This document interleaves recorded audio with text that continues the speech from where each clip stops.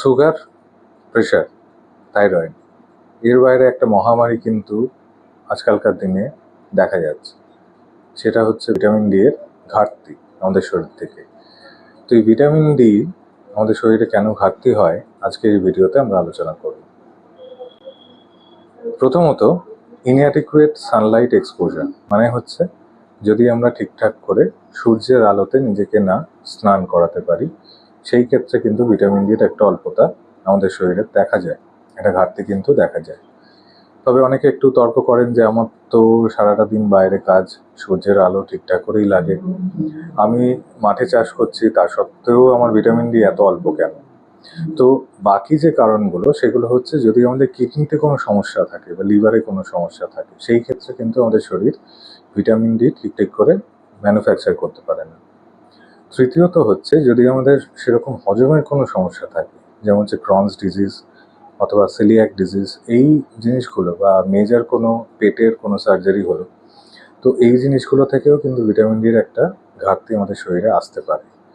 চতুর্থ হচ্ছে আমরা যদি ভিটামিন ডির যে খাবারগুলোতে থাকে বেশি বেশি করে, যেমন হচ্ছে যে তৈলাক্ত মাছ বা মাছের তেল বা কিছু ডেয়ারি প্রোডাক্টস বা ডিমের হলুদ অংশটা বা কুসুম যেটাকে আমরা বলি, সেই জিনিসগুলো যদি পর্যাপ্ত পরিমাণে না খাই তখন ভিটামিন ডি আমাদের শরীরে কমতে থাকে।